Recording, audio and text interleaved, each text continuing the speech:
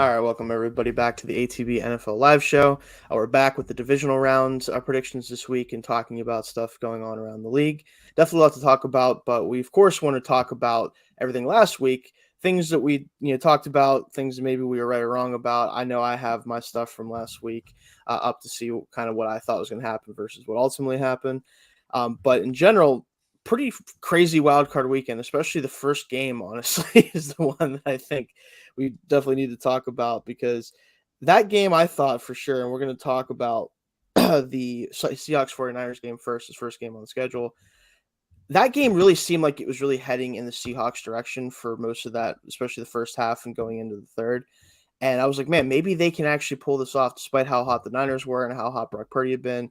He was missing a lot of guys when they weren't wide open, which was kind of the case the whole game, but we'll talk about that a little bit more.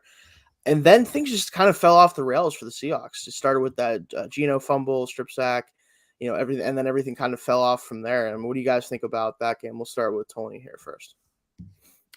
Yeah, I think Seattle put up a really, really strong fight for that first half. I think the first half went about as well as they could have hoped. It was very clear what their game plan was, and it was working. I don't think it says anything bad about Seattle that things went the way they did in the second half. That was the expected result, right? We expected this 49ers team to steamroll them, and it happened in the second half. And I think the biggest thing I learned in this game is just that they're living on a thin edge, a razor thin edge with Brock Purdy right now.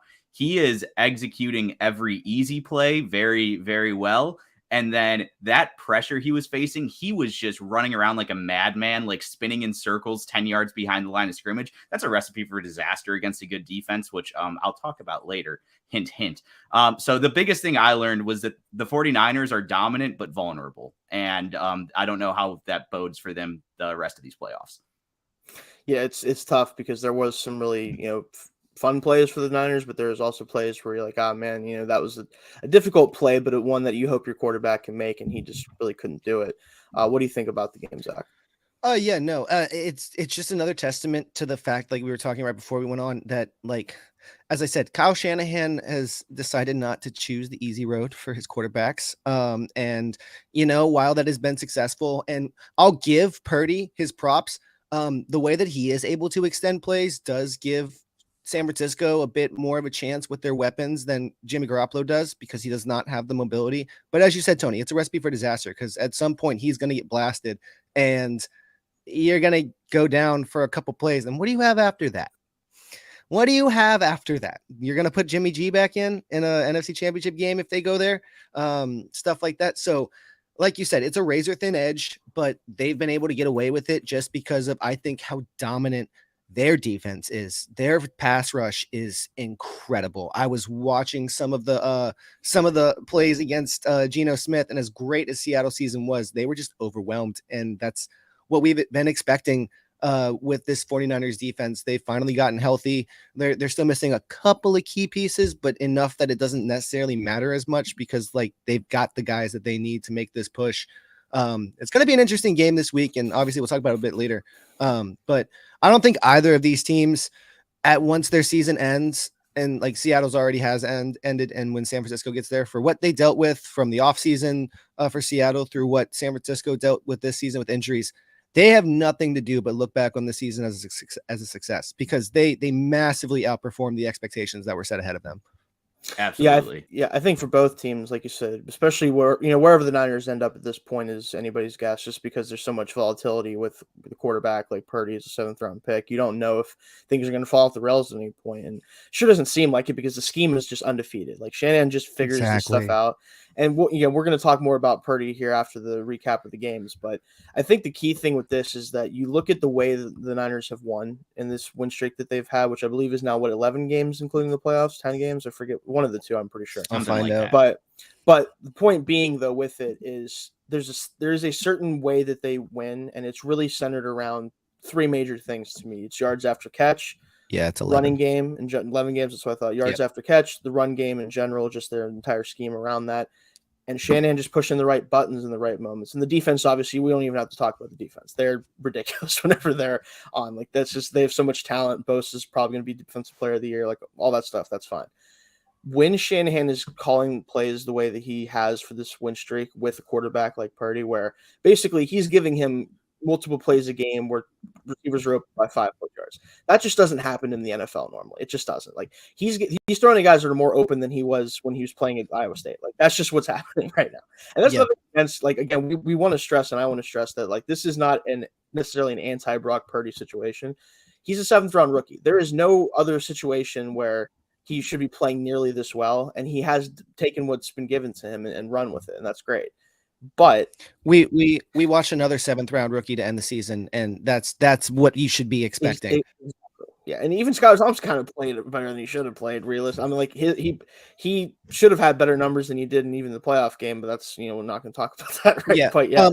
One thing I just with looking at their schedule, 8 of the 11 games that over the past that 11-game win streak, the 49ers defense has held their opponent to under 20 points. If you're asking it doesn't matter if you're a 7th round pick in the system that they have and the weapons that they have. If you're asking your 7th round pick to protect the ball and score you 20 points at least, you're living, baby. Yeah. That's the NFL. Exactly. And like, that's what the Niners have been able to do. We'll see if they can keep it going, but I think it's going to be fun to see what happens with that as we get, further into the season. But the next game, and this one, it's just hard to even fathom this game.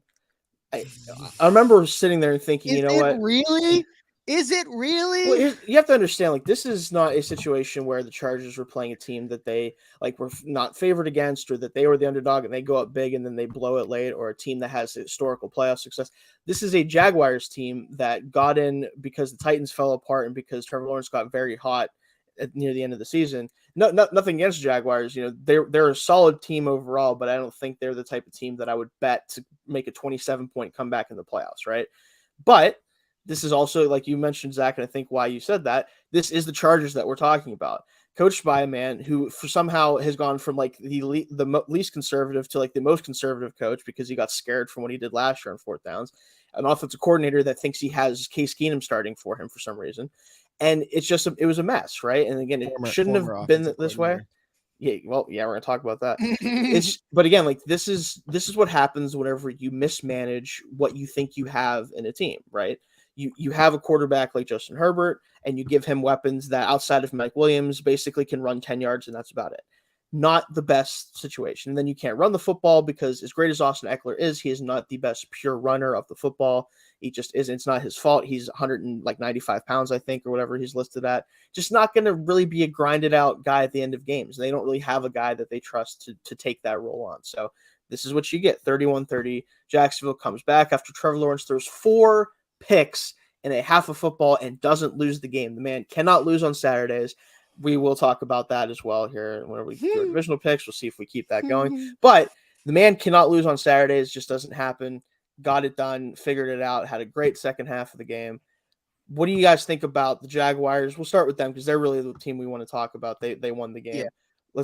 Zach, what do you think about them? Not only for the rest of the season, but also moving forward. What do you see from this game? So yeah, I'm going to save my Los Angeles criticism for when we talk about when we finish all this. Mm-hmm. But Jacksonville, if there's anything I have to say about Jacksonville, it is, what? The Travis Etienne pick worked out.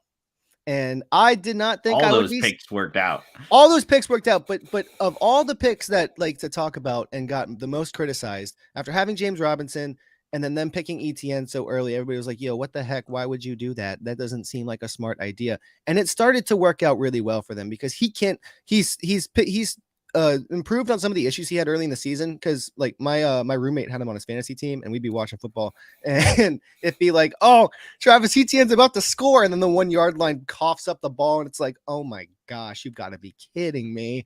But no, Jacksonville, I think it's another team that no matter what happens this weekend has to look back on this season and has nothing but it was a success, especially after the fiasco that Urban Meyer was last season. I mean, like that team was like basically I wrote a piece about Urban Meyer this past week, and I was talking like if you had asked a casual NFL fan at the end of last season if the Jaguars would be in the playoffs and win their first playoff game, I think you would have been laughed at. Just because that just didn't seem like a possibility. They were even laughed at with some of the stuff that they did with Christian Kirk and like some of those contracts, which have turned out to be fantastic because they've been so like productive.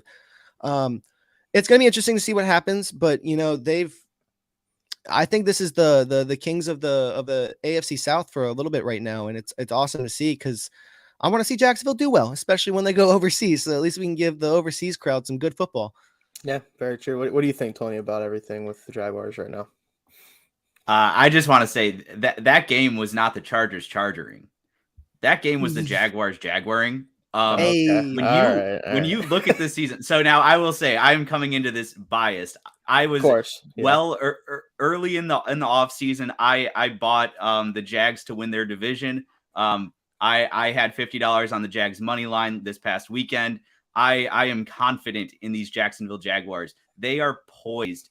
All they do is just come back. They do not care what the score is. They just go out and play football, and it shows. Like they just have these amazing comebacks. Think about the Ravens game earlier this season, that Cowboys overtime win, even the Titans game, the last game of the season. No matter what the game situation is, this team is not out. It is not a team that you let hang around in the playoffs. The Chargers learned that. They never really should have jumped out to that 27-0 lead because it was a lot of turnovers and they weren't really doing much after those turnovers.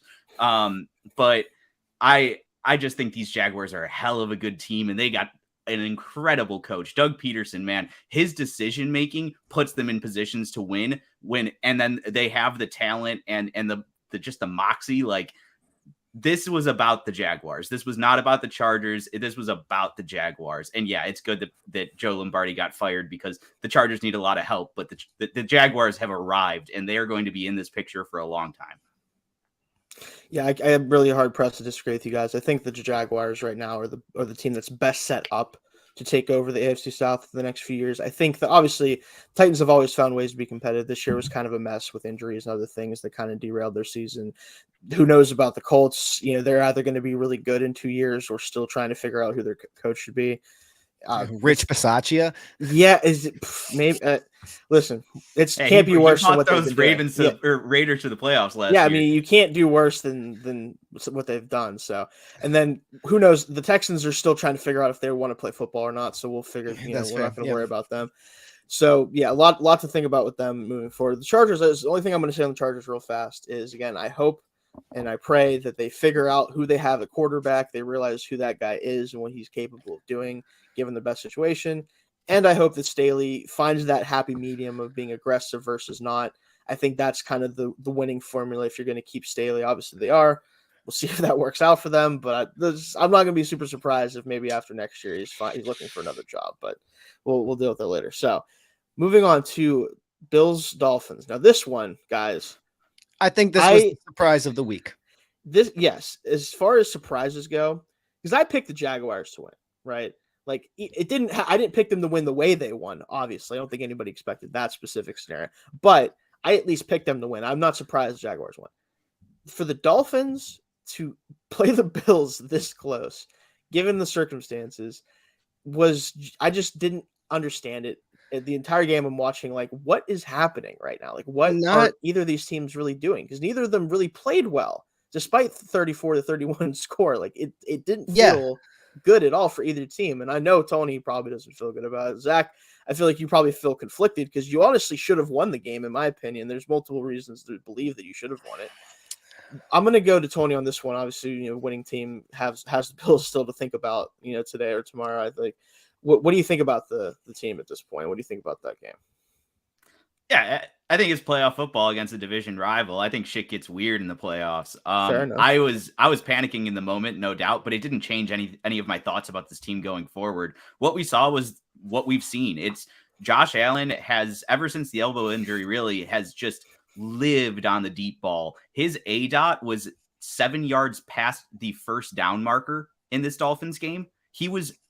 His average pass attempt was 7 yards downfield of the first down marker for no damn reason. Dorsey was calling up mesh, and he's throwing the clear out route to Gabe Davis. This is a Josh Allen thing. He's just going deep every single play. And you can live with that against the Dolphins because you still Our win the secondary game. is ass. Yeah, it's not good. Yes, Oh, just Xavier say it. Howard is getting burnt by Diggs. Like it happens. But you also see that all those the interceptions, you see the stalled drives, you see the short fields given back to Miami, you see Josh hanging in the pocket and getting stripped, returned for a touchdown. So this is the Josh Allen that we're living with right now. And the biggest question coming out of this game is, does Josh Allen play like that against the Bengals because things are going poorly then? Or does he kind of pull it back in, know when to hit those deep shots? Because the reason he takes those deep shots is that's how we got to the divisional game last year. That's how we got the lead with 13 seconds left. Like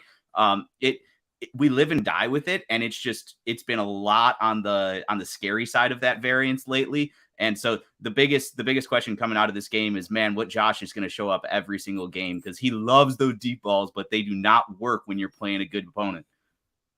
And all credit to the Dolphins. I don't want to skip over this. The Dolphins played a hell of a game, and they had opportunities. The Bills shot themselves in the foot a lot, but the Dolphins shot themselves in the foot too. So it was just a crazy game, but all credit to the Dolphins for pitching that. Yeah, I want to get Zach's opinion on this one because I have a few of my own, but I want to let him obviously get a shot in here first. So yeah, no, very, very conflicting because as I said last week, I had the Bills running away with this game 35-13. I thought that the Dolphins had zero chance. And my props of the game go all to the defensive line, who played a fantastic game. And Jalen Phillips, man. Star. Yeah.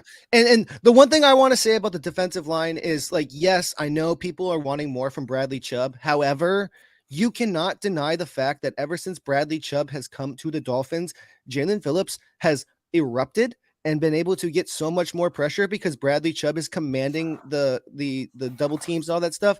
That is just as valuable. That is what Aaron Donald has been doing his entire career. Yes, Aaron Donald is a freak of nature and also is able to get the stats as well. But like, you still get a big boon from somebody who can have to take 2, sometimes 3 offensive linemen because they're that disruptive. And then you get one-on-ones everywhere else. Anyways, I do have questions about paying somebody like that $20 million. Yes, absolutely.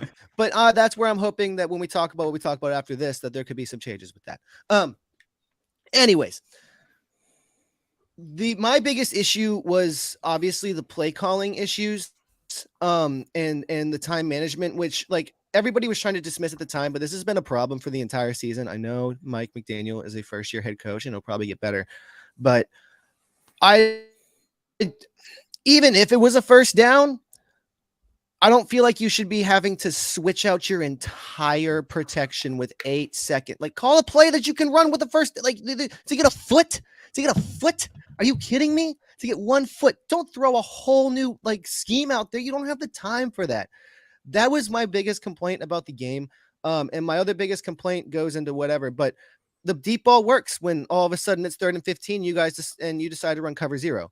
I mean, that's another very big issue that the Dolphins have been pointed out on by very, very, very many commentators, that you cannot live and die by the blitz. You will get exposed. It will happen because you just need one good route runner and it's done. So yes, props to Skylar Thompson, defensive line. Anybody saying Mike McDaniel's not the guy is dumb.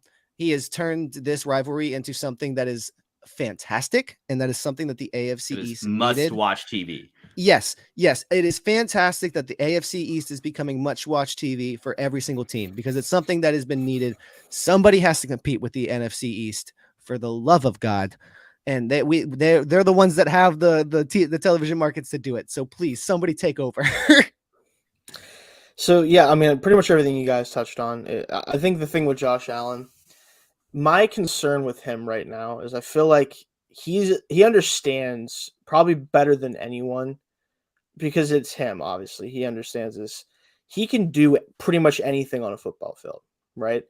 And I think the fact that he knows that And this is a team that realistically, because of a combination of injuries and other stuff going on, like he feels more than ever that he is responsible for their success, probably more than maybe any other player is in the NFL right now, especially left in the playoffs, right? Patrick Mahomes? Yeah, I mean, at least with Mahomes, like I feel like with him, the scheme there is able to offset any possible issues that he might run into a turnover. I do but they think keep Josh taking his Allen has weapons a lot of away. control over his importance too. Yes, he could be like, he is the most important because he has made himself the most important. This offense could work with him playing a more reserved style of football. Yes, he doesn't need to play hero ball all the time. Like with Mahomes, like he does as great as he is when he is making stuff up, he is just as good whenever he's just running exactly what Reed and the rest of them want him to run. Like that's the thing is with Allen, he takes it upon himself more than I think any other player right now to just make it happen himself, right? He doesn't really care about the scheme sometimes, and Tony touched on it. Like there was opportunities throwing the damn clear out on mesh literally with open receivers. Just throw it, man. Like I don't know. Tua has been scaring me all season. So yeah, not Tua, but the whole thing with it though is I worry that Allen, because of the fact he's taken this much pressure and put it on himself, it's going to lead to more of the same that we've seen recently, where he just occasionally just throws a ball where it's like it wasn't there, Josh, and it's fine that it wasn't there. You can do a multitude of other things, like I don't know, throw the ball to someone that's open underneath, or run the ball since you're a mammoth and you can just run over. Like any of these things that you can do other than throw the ball into coverage just because you think you can do it. And that's fine. I get it. When you have the arm you have, you feel like you can make every throw. That's what most quarterbacks, especially ones that are nearly as talented as Josh, have done in the past. But you're in the playoffs, and you very easily could have blown a game to a Dolphins team that had a 7th rounder starting, and they don't have the same luxury that Shanahan does, where it seems like it doesn't matter who his quarterback is, the results are the same. That's not what the Dolphins had, and they still almost managed to win. And honestly, I think if Jalen Waddle could catch a football, they probably would have won. Jalen Waddle, Tyreek Hill, and Mike Gesicki. Yeah, all three of them. If they could just catch, like the Mike Gesicki drop, the one, you know which one I'm talking about, Zach. The one that sailed. All right, guys, I do want to say both teams dropped balls. If we're gonna remove, I know. Award catches 2 drops, the Bills win by more than they did. Oh no, I know. It was just that when you talk about like these were bad. The ball placement from a 7th round. Oh yeah, they were bad drops for Miami. It was you have to pick up your 7th rounder. It was the criticism that I will give to Jalen Waddle is, while he was fantastic, like you got to show up when Tua is not on the field. Yeah, I would say so. But we'll move on. And that's upsetting.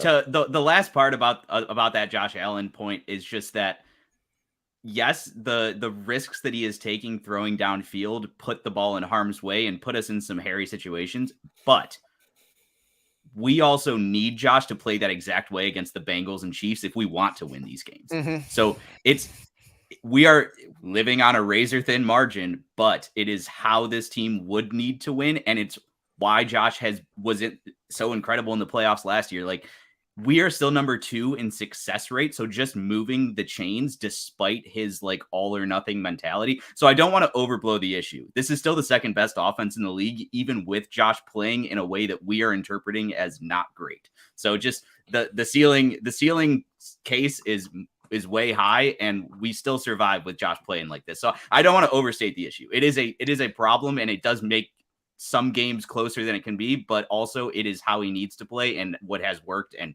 probably will continue. Yeah. And I think every AFC team realizes that's how you have to play to beat the Bengals. Oh my gosh. I saw an insane tweet today of somebody saying, oh, why don't the Bengals just trade T. Higgins and a first to the Vikings for Justin Jefferson and get the trio back together? I was like, Jesus Christ, you guys are monsters. That's that. I think that was the biggest thing that kind of upset me with those 2 deep drops at the beginning of the game. Is I think the Dolphins realized too. Mike Patino, the Dolphins realized, hey, I know we have Skylar Thompson in, but this is playoff football, and this is the only way we're going to win. And then they had those 2 drops, and you could see it instantly. They're like, crap, this isn't going to work. We're going to have to do something else. And it was still a great game, but that could have been so much more interesting had they been able to hold on to those balls and been able to keep on that game plan. Because I was amazed to see them have Skylar rocket a 20, 30-yard pass over the defense to freaking Jalen Waddle. And I was like, oh, okay. okay. So it'll be interesting to see what happens. Absolutely. Let's move on to the Giants and Vikings. And I want to start real quick here. I did pick the Giants to win. I think that did you two also do? I think we all did. I think Yes. so, right? Yeah, we thought we had cursed them, but they we still thought won. so. But all I'm gonna say, and I said it earlier in the season, I let them alone later in the season just because I didn't want to be a broken record. The Vikings are fraudulent, guys. They were fraudulent. They were a fraudulent 13-win team. And it all it comes down to is a combination of really two things for me. It's the fact that the defense was not good enough in a situation where if the Giants offense came out and actually did everything that they're supposed to do, they ran the offense the way Dable wanted to run it. Daniel Jones took care of the ball, which he's done all year. Their offense, as good as it is, it's not good enough necessarily to offset the way their defense plays at times. And more importantly, whenever it comes to Kirk Cousins, his weapons have done a really good job for him, obviously. But in the biggest moment of the game, what does he do? Throws short of the sticks on 4th down to their tight end. Listen, obviously, with Kirk, he's had a great season. He had a great season. But we've always seen in these moments, right, except for the playoff game against the Saints, I would say, there's just for me, whenever you look at him, he's always going to do at least one or two things to make you go, man, there's no reason for this. Like, why is this the way that you decided to do this? And this was that play. And it was the biggest play of the season. And instead of giving his team a chance, sitting in there trying to make something happen on 4th down, he took the check down and their season was over. Which game against the Saints are you talking about? You're talking about the playoff win they had a couple years ago. Oh, the tight end controversy one. Okay, that one. Okay, I was like, wait, that was Case Keenum. That was the one that Kirk won. Okay, but outside of that, like we've seen Kirk in these big moments, in these big games, consistently fail to make the big play, right? And that's with all these weapons. That's with a new coach. With like, it's at some point, even though it's not that he is anything close to being a bad quarterback. I think we're all very aware that he's a very good quarterback. He just doesn't have the ability, I think, and this is what's hurt him. Yet he hasn't been able to make a play when a play needs to be made in certain situations. And part of it is the way he plays. He's not a guy that's going to run around, obviously, and that's a big part of it now in the NFL is being able to extend plays and make plays. But he doesn't. It's almost like he doesn't even want to attempt to do it. Like he wants to just get the ball to somebody and say, okay, well, I tried to get the ball to somebody. That's what it is. And that's what lost in this game, essentially, at the end. Like, they had their chance to go down the field and get a touchdown, and they couldn't convert on 4th down. We've seen, just look at, even though it was a losing effort ultimately, in the Raiders game, the Chargers-Raiders game last year, the last game of the season, Justin Herbert completed, 6 or whatever it was, stupid 3rd and 4th and long convert, because he just fired the ball down the field. Yeah. Like, and guess what? He doesn't have the weapons that Kirk Cousins has. And granted, Kirk Cousins isn't Justin Herbert, but again, like, he doesn't make those plays, right? We've not seen him make those big plays. And I think that the Vikings were capped by that partially. And I also think, again, unless they can figure out a better defensive scheme and that's why Donatello's gone, the defense coordinator. If they can't figure out the defense with this window of weapons and Kirk Cousins on the team, they're not going to make it farther than this. They're just not.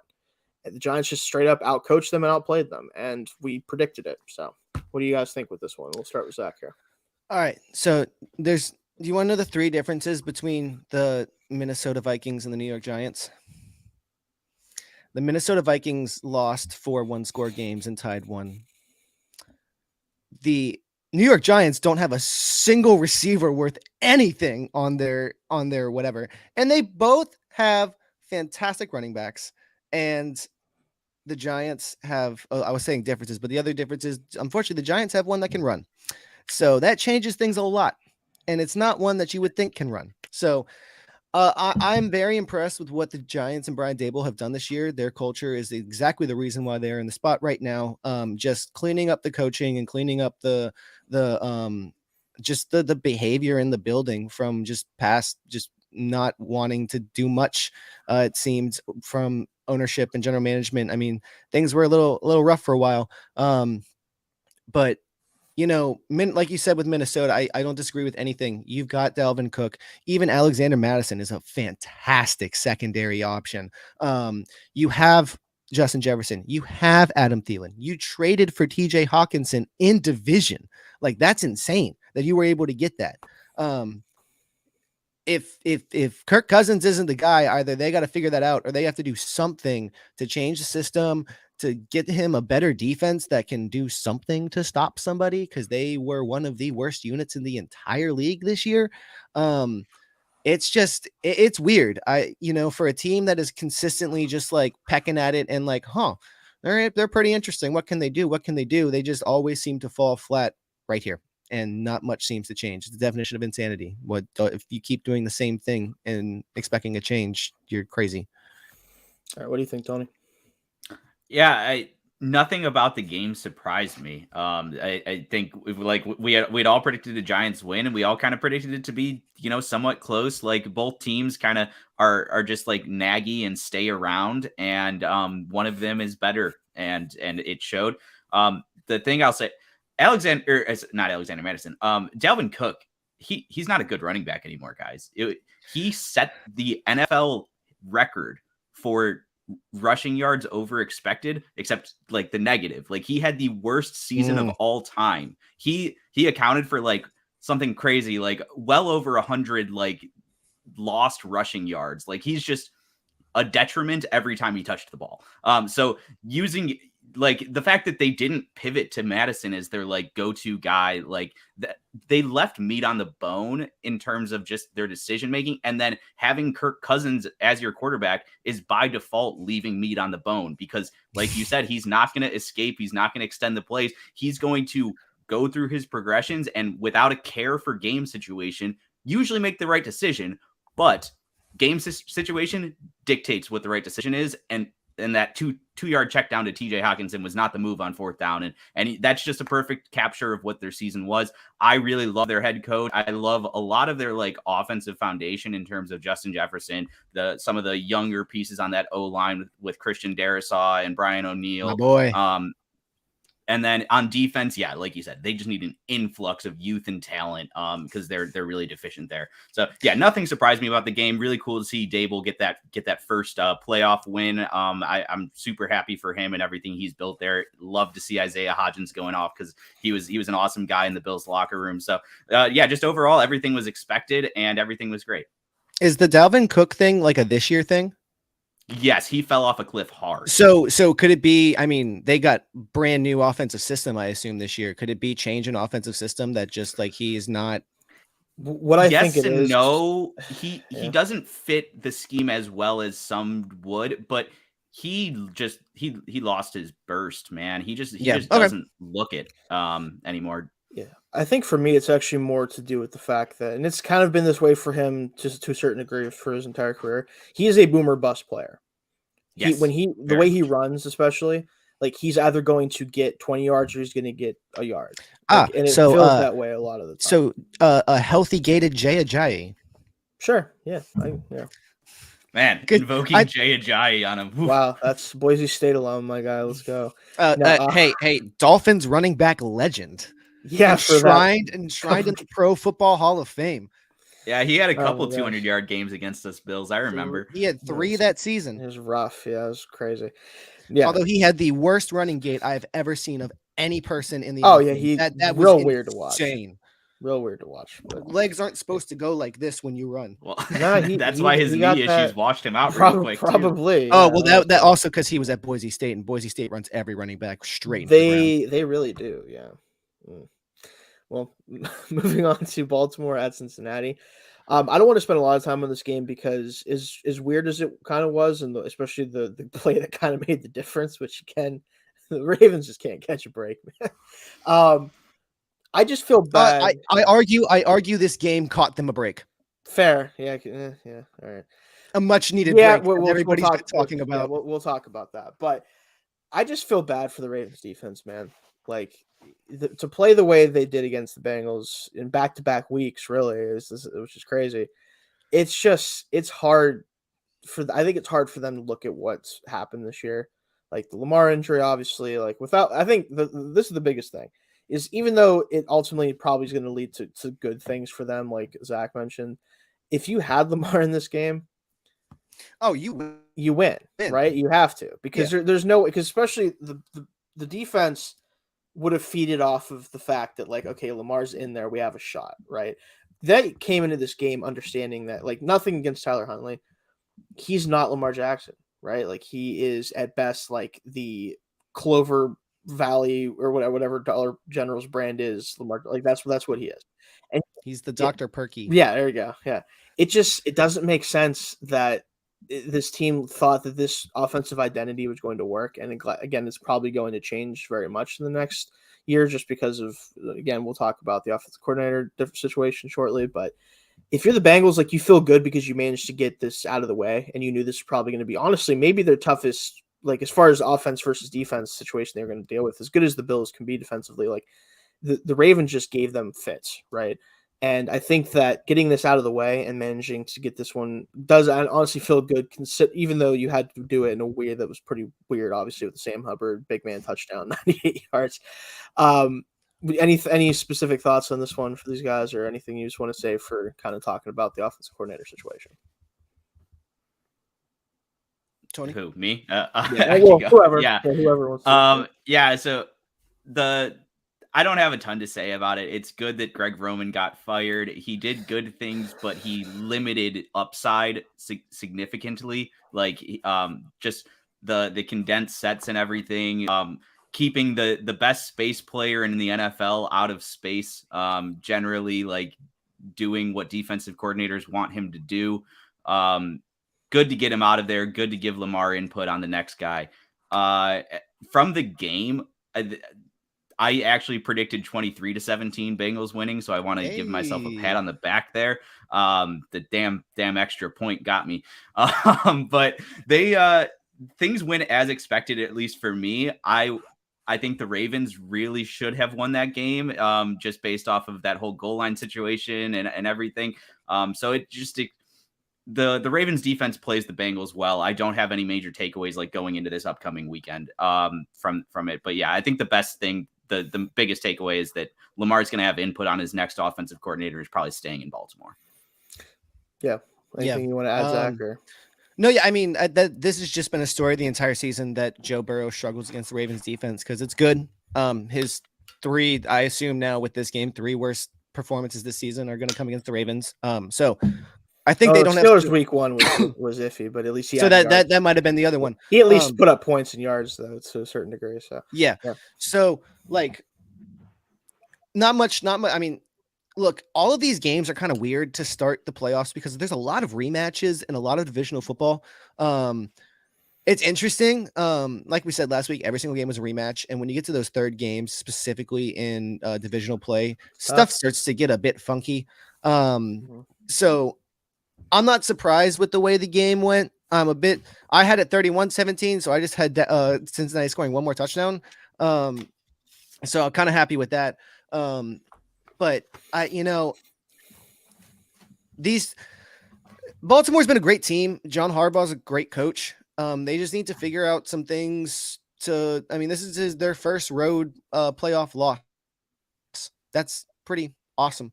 They just got to figure some stuff out to, like, cater better to an offense that is more suited to Lamar. I think it's worth noting that when Lamar Jackson was at Louisville, he ran a pro style offense and was fantastic in the pocket. So I understand that people think that his rushing ability is fantastic, and it is, but the man is also a fantastic passer. He's just not been in a system to display that, especially when you only have Mark Andrews. Like, Devin Duvernay was doing great for a while, but then he got hurt. So yeah. Like, even he's a gadget player, realistically. Exactly. In a perfect world. So. Exactly. So I'm hoping that at the very least they just start listening to Lamar Jackson and getting him the help he needs, because this team could be doing so much more right now with their defense and who they have behind, who they have under center. Yeah, this was fun in 2019. This offense. It's not fun anymore. That's all I have to say. Unless you're doing it with all running backs like the Falcons, and then you can also have a passing game. Like, that's the thing, is if you can complement the two, yeah, it works.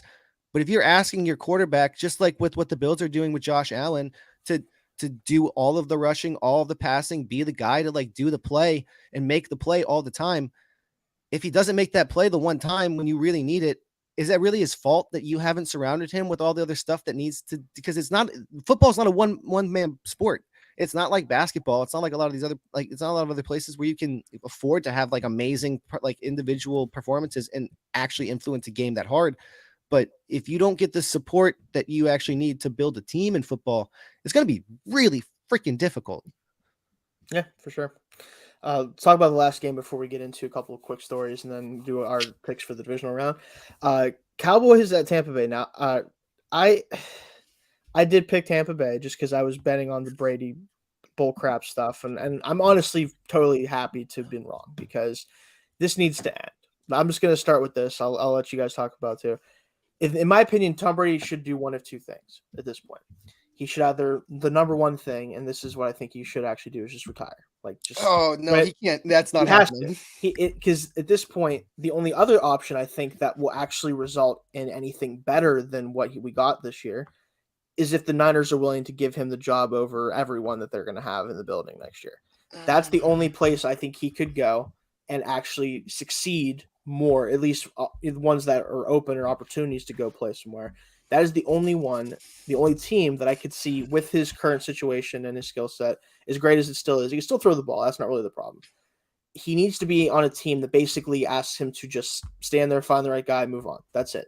That if it's anything more than that, he's not going to do it. And it has to be a team that has a great defense, a really good offensive line.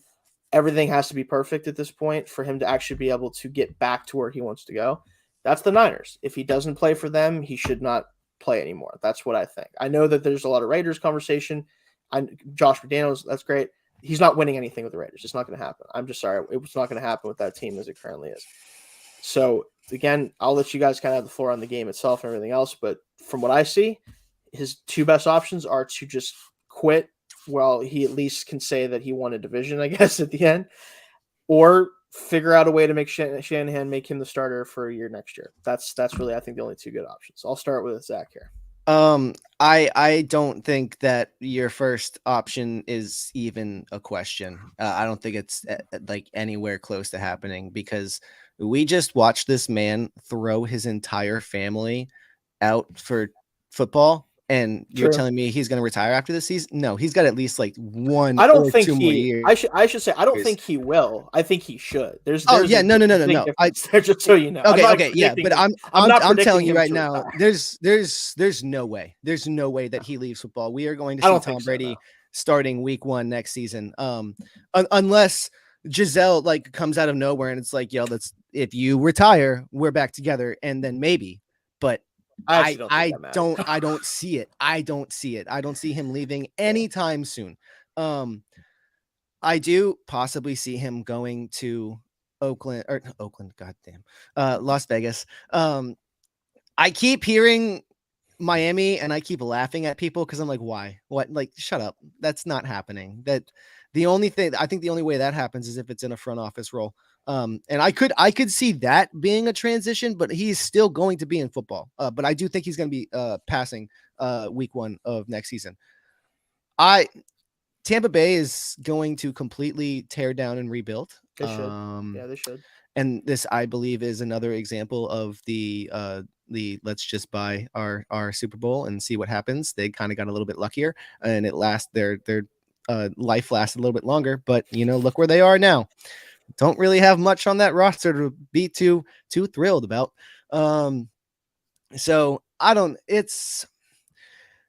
the NFC South is going to be an interesting place for the next couple of years. Not because I'm necessarily picking somebody to like be the top dogs, but I really don't know who is, because I feel like it's wide open for anybody to just bring somebody in and be like, all right, do your best. Let's see what happens. And my odds are on Carolina and Atlanta right now, just because they're set up for the best success. But I just can't count out New Orleans because they are cap space wizards. They are cap space wizards, and they just continue to get away with it. And I don't know how. So who's going to be their quarterback, Zach? Jimmy G.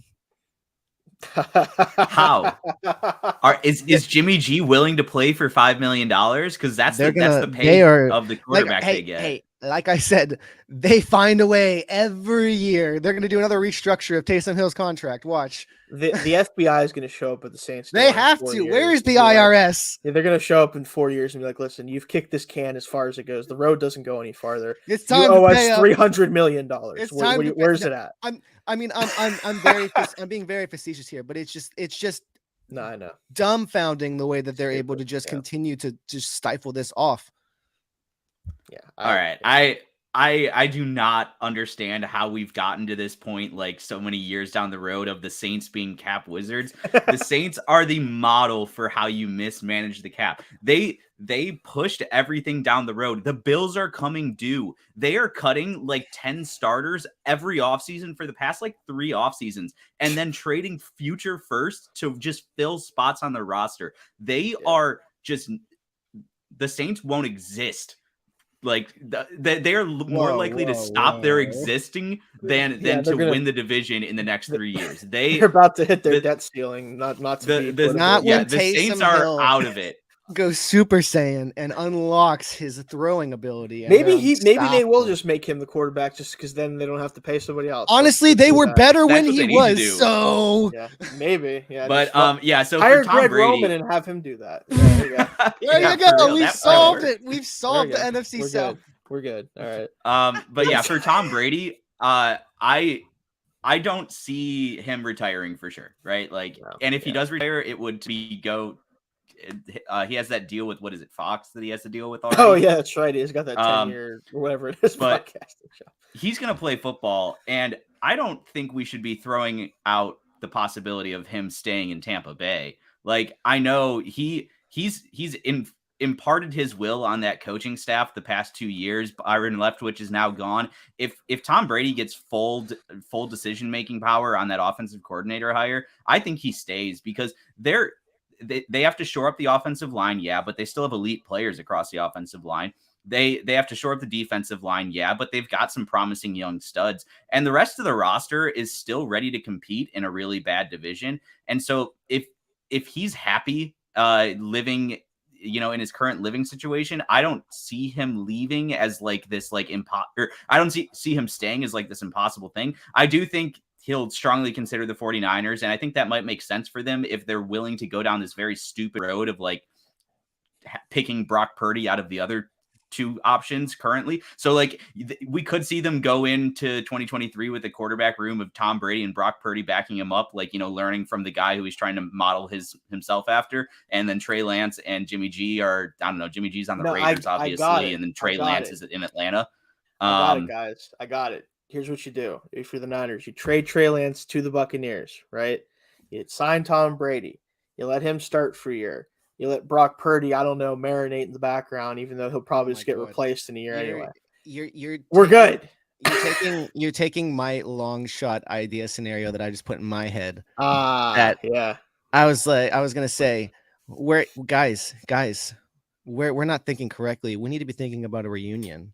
He's gonna give Bill Belichick a call up, be like, "Hey, I'm gonna start and mentor Mac Jones for 1 year.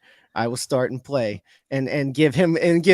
Actually, no, he's not gonna say Mac Jones. He's gonna say Bailey Zappi. He's gonna be like, you got this wrong, Bill. I'm gonna help you out, or you got this wrong, Belichick. You got this wrong. I'm gonna come help you out for a year, and then I'm on my way. But I hate to see a struggle like this. Mac Jones' head will literally explode if that happened. I think he'll just cease to exist. He literally couldn't handle it to like even just not be having more pass plays called last year when they don't have any receivers. So I don't think he'll handle Brady coming back. They have Devontae Parker. Sometimes I had to hear all about that in the offseason. Sometimes they have it. No, anyway.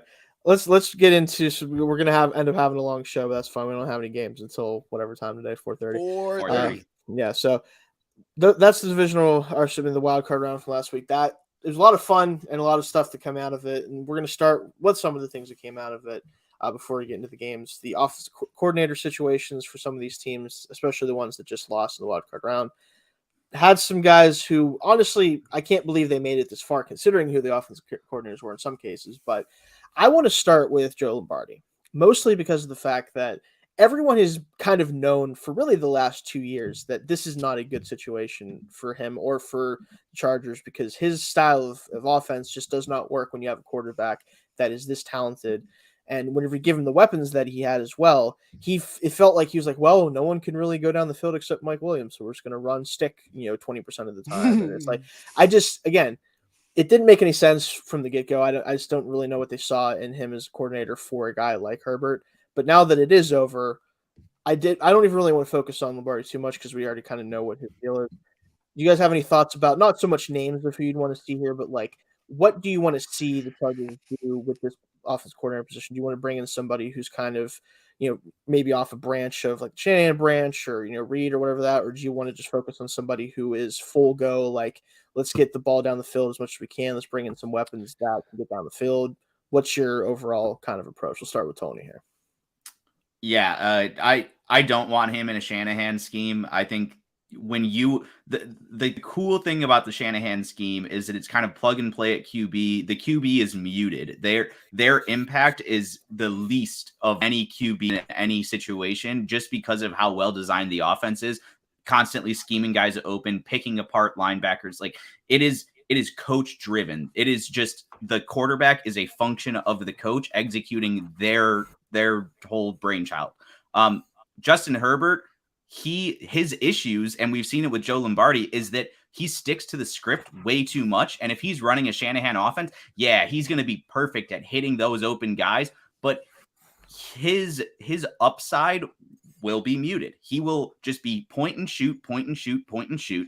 And that's just taking away what he does so well. So I want to see him in somebody of the Brian Dable mindset, like the Earhart Perkins scheme, where there's a lot more like fluidity to it and a lot more just feel to it, because Herbert has an incredibly high football IQ. And so if he can get receivers who he has that mind meld with in that type of system, I think the ADOT goes way up. The success rate goes way up. I think you see a pass first offense that has a lot of just air yards and just really maximizes the strengths of Justin Herbert. He's always going to find the open or right decision. And if you do that down the field versus 2 yards down the field, you're going to see some really, really strong offensive output. So I just want to see him in that like Earhart Perkins scheme, the Brian Dable special. I don't know who that hire would mean, but I think that's the next step of Justin Herbert's evolution. Yeah, I understand that for sure. Like as much as the Shanahan scheme is great in general, just because it does limit the mistakes and possibilities of having bad quarterback play, it can. And I think maybe part of why, and as much as I still think it's dumb, maybe one of the reasons why Shanahan doesn't really care as much about Trey Lance as much as he probably should is because as talented as he's able to be, he doesn't really care that he can do certain things that his other quarterbacks he's had can't, because he doesn't really want them to, I think, sometimes fundamentally. So that is a good point with Herbert for sure. Wasn't the draw there that Lance was in his like quarterback university? I believe that may have been the case. I basically thought that like he had met him one time and fell in love with like his brain and tools and was just like, oh man, if I can get this guy to run my offense and extend plays. Yeah, he was like at the Shanahan like pre-pro like in like college like quarterback university or whatever it was. I definitely remember that, and they were like, oh yeah, no, we can get this guy. And I was just like, okay. Yeah, no. I think they should get Justin Herbert, Mike Leach, rest in peace, air raid. This I'm just kidding. As great as it would be, I don't think Cliff up. No. I don't get him out of Thailand or where the hell he went to. I don't necessarily have anything as far as like big criticisms. I mean, obviously the Joe Lombardi thing did not work out. My only disappointment is like, look, I know that they weren't going to fire Brandon Staley, but part of me wish they did and gave up the first round pick to get Sean Payton, because I still think that would be fantastic for him. Sean Payton and Joe Lombardi, though they're tethered. They run the same offense. Do they? You'd see the same shit. Then I guess I'm just confused how it works so well for Payton and Drew Brees, the smallest man ever. And I mean, if you have the height and you have somebody who actually knows what they're doing, I mean, you tell me they run the exact same offense. So Joe Lombardi's definitely a more conservative version of it, and Sean Payton's definitely better at catering things to his quarterback. But the whole design of that offense is just move the chains. And that's what I want to see Justin Herbert transcend. I want him to stop worrying about moving the chains and making the right decisions every time and start worrying about getting chunk plays. And that doesn't happen in the Sean Payton offense. It is methodical. I get so lost because and shoot on timing routes and I know but I just grew up watching the Saints, and like the amount of explosive plays they always had every season to be labeled the best offense in football and always dragged that's down just by speed. The Chargers don't have it. They're hitting the same play. The guys don't have the afterburners. But that's what I'm saying. Get somebody in there that's going to cater to the fact that Justin Herbert can sling the freaking football and can and get somebody that understands how to build an offense. I think not necessarily the problem is that Joe Lombardi doesn't necessarily have the freedom to build the offense he wants. Whereas if you get somebody like Sean Payton in there, he's going to be like, no. This has to change with how we build the roster. Where I think that's the change that I'm thinking where like, yes, it might be somewhat of the same system, but Sean Payton would have more pull to actually make it work.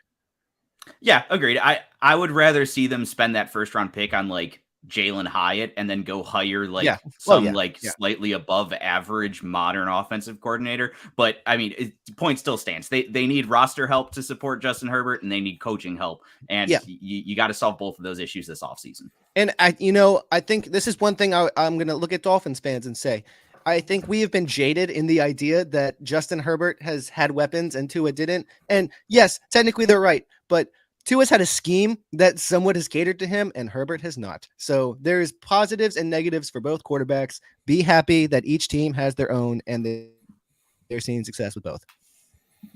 Yeah, fair enough. For me, like I think that just whoever they bring in, they have to understand who they have at quarterback. That's the ultimate thing. Is you have to approach it as, okay, I have this guy who is an absolute freak of nature as a thrower of the football.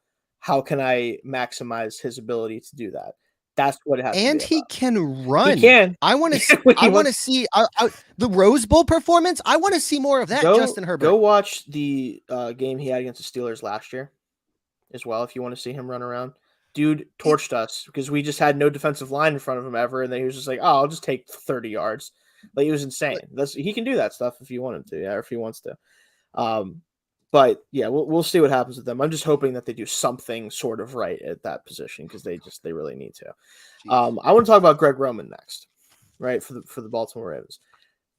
It was fun for a little while, and it always is with him. You bring him into a system where he has a really athletic quarterback. We've seen it in the past, Colin Kaepernick. We've seen it with Tyrod Taylor, I should say. It's fun for a little bit. But at the end of the day, the thing that Greg Roman has not been able to do is he's not been able to develop a passing game that can complement his running game with his quarterback, right? That's ultimately what it's come down to. They lean too heavily into the 3 tight ends, fullback, weird play action. Like it just wasn't going to work against most defenses anymore. And instead of trying to kind of get out of it and try to become more of a hybrid offensive system where maybe a lot of the parts of the run game, especially in the quarterback run game with Lamar, maybe you keep a lot of that, but you modernize the passing offense. They leaned even heavier into not doing that this year. And it showed in games, especially when Lamar started to get banged up a little bit, when they started playing a little bit tougher defenses. Things just weren't very wide open. And that's why you see some of the interceptions that Lamar had the past 2 years. Like, the offense just doesn't have a lot of space to it in general, even for him as a runner. And you talked about that earlier, mentioned Tony. Like, they're not using the guys. They're already not using the guys they have to the best of their ability, but they're also creating an offensive system that limits the upside of what Lamar can do in the passing game, especially. For me, I don't really know who I'd want them to bring in necessarily, but in a different way than Herbert, they need to know who they have at quarterback. Yeah, Lamar is a really good passer. He really is. They need to build a passing offense that allows him to actually make reads and throws down the field and in different situations they've asked of him in the past. But they also have to understand the athlete they have at quarterback and not just use him as like a weird kind of inside zone power runner type of situation like they did with the Ravens. He needs to be on the edge of defenses. He needs to stress the edges of those defenses, make them make mistakes, and then take advantage of that down the field when guys have to come up and try to tackle him on the edge. Like, that's what they need to focus on. And if they don't do that, they're probably going to franchise tag Lamar, I'm assuming, right? That's probably where this ends up going. I don't think they're going to come to a deal this year, at least. I just don't see it happening. I think he won't. wants to see how the season goes out. I think so too, and I think he wants to see what they do offensively this offseason in a lot of different ways. He gets to say what they do offensively, right? Hopefully, yeah, that's the idea. And ironically, He should. and in a weird twist of fate, I do feel like he has all the power here, because after these past 5-6 weeks, it's clear. No, they need Lamar Jackson under center. Of course they do. Yeah, especially with the offensive. Even if much they more, and much more than Lamar Jackson needs the Ravens to put him under center, because I'm sure there's quite a few other teams that would come calling for his services. The Ravens are weird, because you can't have an offense in 2022 that your tight end is the leading receiver, unless you're Travis Kelce, which that's a completely different conversation. But when you have no receivers around anywhere close to Mark Andrews, that's when you have a problem. They traded away Hollywood Brown, which was supposed to be somebody they got for Lamar in the first round to help unlock this offense. And then they're like, yeah, no, we're going to take a defensive guy in the first round. So I don't know. They got to figure something out. And again, there's a reason why Lamar Jackson won the Heisman Trophy in college. And it's not because he was a good runner. It's because he was both. He's a fantastic passer in the pocket, and is just an athletic freak, which is something that is becoming more and more common among not even just quarterbacks, but football players in general.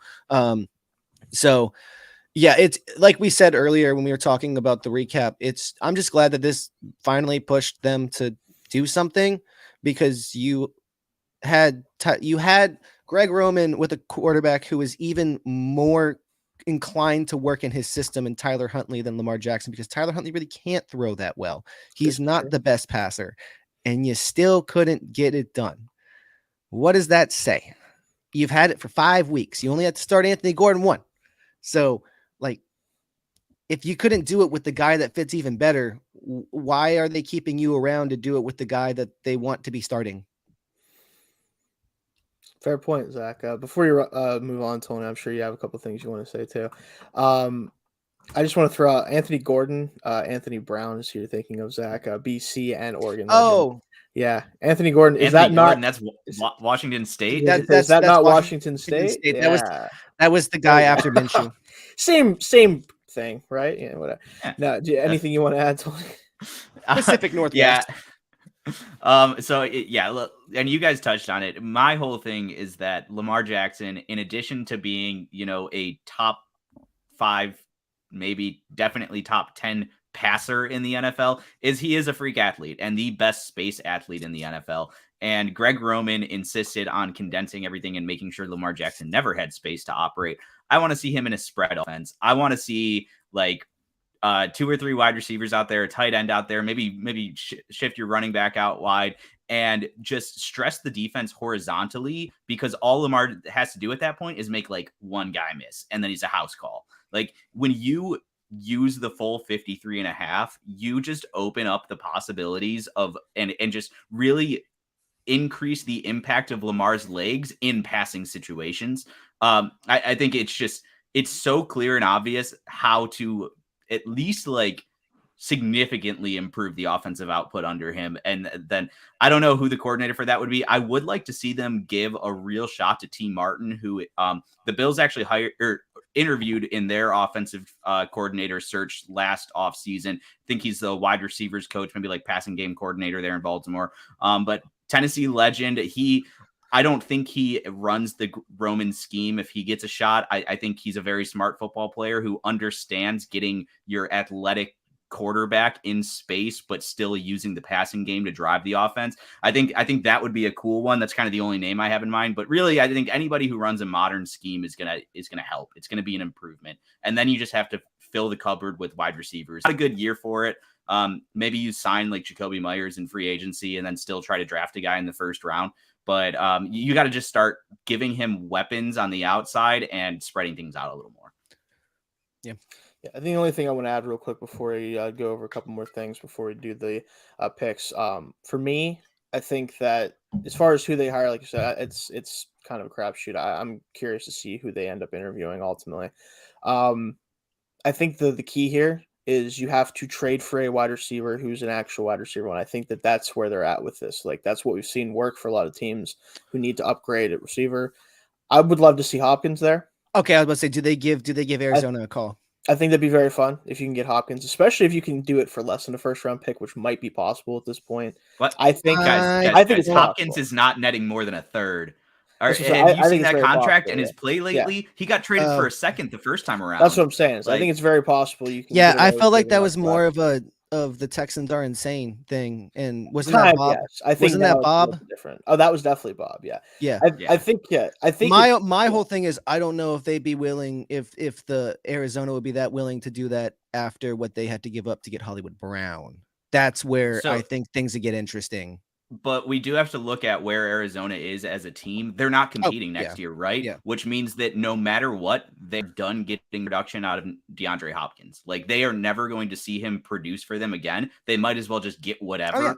And I don't think there's going to be a ton of teams calling. So I don't be shocked when that price comes in lower than you'd expect. Yeah, that's why I said I think that they can get it done for less than one of their highest picks. And then the other thing is, if you don't do that, I think a really good guy to bring in to kind of settle the room a little bit as far as a veteran who's always produced whenever he's been healthy, except for last year, really, and that was just because of situation. Brandon Cooks. I love to see him come in as like a bona fide, like actual true receiver that you can trust to a certain degree as far as, unless he were to get hurt or anything. He can get that done. You hope Bateman comes back healthy. He can be kind of your deep threat type of guy and more the intermediate as well. He's done really well with that. And then you just have to draft somebody too that you think can actually legitimately start for you early. Like that's what the key is for this offense to get open back up. And then you have all these tight ends still. Like, if you want to run a hybrid type of scheme, if you want to have those guys come in as like kind of a big package to help with the run game, whatever, you have a lot of options. And I think the fact that they limited themselves this long, that's what really bothers me, because you've had the ability to run kind of like a hybrid spread power game with this offense if you just committed to bringing in legitimate receivers that are established to some degree. Again, if it's Cooks, if it's Hopkins, whoever it is, you find that one guy that you kind of have a pretty good feel for what they can do and what they can't do. And then you hope the rest of the guys around them kind of blossom because they have somebody they can rely on to be that number one receiver.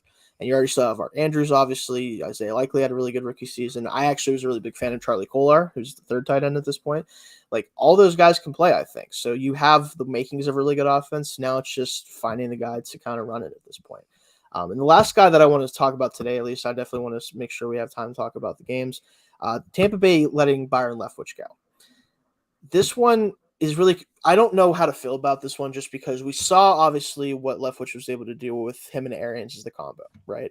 And, maybe this does beg the question of, like, was Arians kind of assisting to the point where, like, Leftwich was in charge of the offense, but he was really kind of going off of what he thought Arians maybe should be doing and not necessarily what he wanted to do. How much is it Brady just kind of calling the offense the way he wants it? Because it's Tom Brady. There's a lot of factors that go into why this offense wasn't as good. The injuries on the offensive line, him and like Brady and the receivers not really lining up as well as they normally have in the past couple of years. Leonard Fournette, not being good at football anymore. And I could have predicted that, but whatever. Hey, he started out the season not too bad. Like, no, not too bad. But this running game was piss poor though. It was awful. Terrible. I've had Rachaad White on my dynasty team for like 2 years, and he finally got fantasy value this year, and I was like, oh my god, they're that bad. But it's just, again, it's weird. Like, I feel like Leftwich is going to be good wherever he goes next. That's just my gut feeling. I think that he's not really a bad enough coach to necessarily be fired this year. It's just the circumstances of how things worked out. So I am curious, like, what do you guys think the future is for him? Like, would you want to see him go somewhere in particular that has an opening at coordinator? Or do you think he's just going to end up on a staff somewhere? What do you kind of think about his situation? We'll start with Tony here. Yeah, I don't really know what I think will end up happening for him this coming off season. I don't think he gets right back into the offensive coordinator ring, but it's possible. I'd certainly want to see another shot from him, because I think the offenses that we've seen from him prior to this year are more his influence versus the offense that we saw this past year, which is counterintuitive because he had Arians over him those first years, and this was the first year he didn't, and things looked bad. But you have to look at who his head coach was. It was Todd Bowles, who openly in the media kept on saying how they need to run the ball more. They need to establish the run if they want to use play action. All of these incredibly outdated concepts that have been proven wrong by just football and the overall football knowledge, brain trust. And yet they still relied on him. So I think that was Todd Bowles calling the offense through Byron Leftwich and really dictating a lot of their strategies. So I think he'll probably be good in a second shot. I don't know when he gets that second shot, but any team looking for an offensive coordinator, if that's the hire, I wouldn't scare away. I think it's more similar to the first few years we saw from him. What do you think, Zach?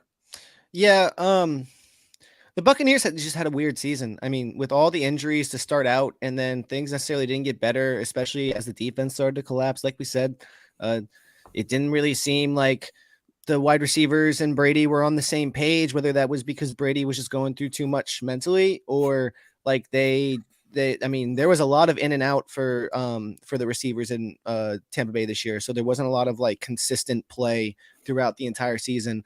I don't know. It's going to be interesting to see what they do over the next few months. Do they keep Tom Brady? Do they try to retain? If they don't, who's going to be playing quarterback for them? Kyle Trask season got no. Let's no. Yeah, no. What a weird pick that was. Now that we're talking, like just throwing that out there, what a strange pick that was. I don't know. There's no sense at the time. Still doesn't. No. Yeah, I don't know. Tampa Bay's a weird team. Just because like I said, I think they kind of got taken out of the category of teams that were kind of paying for a Super Bowl championship because they had some more sustained success after that championship. But it's really just fallen off a cliff, like really quickly. And I mean, like at one point you literally had people saying like, oh yeah, no, Brady's done. He's not doing anything. It's like, I mean, he is, there's just nothing for him to do. Like he's not necessarily set up in a system that's doing much for him. So I don't know that they're keeping Todd Bowles. So it'll be interesting to see what happens. So yeah, we'll see what happens with that. But I'm just going to throw this out there. I think that if Leftwich is going to run a true Arian style offense again, like if that's what he wants to try to do, and he wants to try to get the ball down the field, that, you know, risk it for the biscuit mentality, why not the Chargers? Yeah. Like why not, like, especially if you're going to commit to try to get some more speed on this team. You have Mike Williams as a downfield threat, still a different kind of one, but, you know, not in the same mold as Mike Evans, because Evans actually does have some speed once he gets going. I don't think Williams is quite the athlete, of course, as Evans. But again, like, I think that you could make that type of offense work with Herbert for sure, especially getting the ball down the field more. That would be very fun, I think, if you do the right things around it. But again, I think it's more likely that he ends up on an offensive staff for a year and somewhere reestablishes what he wants to actually do when he has play calling duties. And then either maybe gets elevated by a team if they didn't like their offensive coordinator or whatever. And I think that's probably the best fit for him, is to either, if there's a job like the Chargers open, obviously you take it. But if there's a job where an offensive coordinator is kind of on thin ice, maybe if you don't want to worry about changing teams again in a year, but you want the opportunity to move up in the rankings for that team, I personally would love the Steelers to add him to the staff, because they love to promote from within. And then that way once we inevitably get rid of a guy who should already not be on my football team staff right now, which I'm not even going to say his name right now. Maybe that's something that, you know, he could then move into that position. That'd be fun. But I do think that he's probably gonna have to take a year off from being a full-time play caller at the very least. So. There's one other coordinator that I wanted to touch on, and that was Josh Boyer. Yes, just because I think the situation around that is a little interesting. Because really, for all intents and purposes, I don't necessarily think he should have been here this year. You should have given McDaniel the chance to hire his defensive coordinator straight up when he came in. He wasn't forced to keep anybody on the offense, but they made him keep the defense, even though the defense was the previous coach's defense that they did not get along with. So there was a lot of chatter in the Dolphins and Bills game about how Josh Boyer had saved his job from this performance. I don't understand how you could look at any of that happened in that game, because as Tony said, the Bills shot themselves in the foot quite a bit, but some of the decision making that was being made on the defensive side was even a bigger shot in the, like if Bills had a pistol, the Dolphins had a shotgun pointed at their foot, and we're just like, good luck to outdo us. Because like there's zero reason why you should be running cover 0 on 3rd and 15. Because all you're doing is letting Stephon Diggs burn a washed up Xavier Howard this year and get a deep shot for no reason other than you want to prove something that you can get a sack. It was very, very, I mean, there was a lot of frustration you could see on the sideline with McDaniel and Boyer. There were quite a few clips of McDaniel looking at Boyer and be like, yo, man, you need to fix this. I don't know what's going on, but you need to fix this. I only have one name that's being talked about, and I think it's very interesting because we talked about Bradley Chubb earlier in this episode, but there is a big clamoring for them to bring in Vic Fangio. And if you bring in Vic Fangio on that offense for the dude that was able to make Bradley Chubb into what everybody thinks he is, that could be a fantastic move right there to not only have one of the more unique offensive systems in the league, but then also get a pretty fearsome defensive system that, yes, they were able to make stops in the game this week, but there were just way too many plays where it was just like, what are you guys doing? Stop trying to strip the ball and tackle, for God's sakes. They're getting 7 extra yards because you're trying to strip the ball. Like stop, play defense. Yeah, I understand. I did want to ask you something real quick, Zach, about not just the opening, but you mentioned about how you think Boyer should have just not been retained by, McDaniel whenever he came in. Do you think that if McDaniel had the opportunity to hire his own defensive coordinator last year, you think Chris Cassert could have been in the running for that? Possibly. It boils down to the fact that the Dolphins don't know how to rebuild whatsoever, because when they decide to make these changes, what needs to happen is you clean house. Yeah. You don't keep anything. You don't keep anything when you're making like a big coaching, like you're firing like an actual head coach that, again, the Dolphins and Brian Flores have stated they had internal issues between the two of them in their working relationship. Why are you retaining anybody from that staff, especially if you're trying to go overboard and give this new coach all of the like backing and all this stuff? If they had said, hey, McDaniel, you have your ability to pick whoever you want, and he had said, oh yeah, well, we can just keep Boyer, that'd be one thing. Yeah, but that's not what happened. They said, oh, you're going to come in, but Josh Boyer is staying as defensive coordinator. You don't have that option. So it just always boils down to the fact that for some reason, when a major change needs to be made in Miami, whether it's quarterback, whether it's head coach, GM, offensive coordinators, somebody always ends up staying. And it's like, wait, we didn't actually do this. We just kept a little piece of the past and it's coming back to haunt us. Yeah, the only coach I ever see retained often that I think makes sense is special teams, just because it's really hard to get a good special teams coach. And that. But other than that, I think most other coaches probably it's best to just clean house when you make. And special teams guys are really much more locker room guys, anyways, as well. Oh, I mean, they're like a really big personality on the team, players, which helps for new coaches. Yeah, so that's about it though. I think defensive coordinator, like I said, I think it would have been smart to let McDaniel kind of start over with that because he's seen what the Niners have been able to do defensively, and he knows what to look for that. And maybe Fangio would make a lot of sense. I think it'll be fun to see if that happens. I still think he ends up wherever Peyton ends up. That's my opinion. Unless like there's defensive coordinators already really good on that team, which I doubt. Do you have anything you want to add to that one, Tony, before we get into the divisional round picks? No, I mean, yeah, Josh Boyer, at least in the Bills fan observable universe, has not been a good defensive coordinator. So I think I think it was probably the right move to move on. I think it would have made sense to let just McDaniel have a full reset his first year, but now at least like McDaniel has a feel for the team and maybe can make some better guided decisions about the defensive coordinator hire. Fangio would be awesome for them. I think there's a lot of names that could come in and improve the defense with the personnel they have there. So ultimately I hope to make the wrong hire. Yeah, that makes sense. Yeah. All right. So let's get into, now that we've spent, probably too long on other stuff, but that's fine.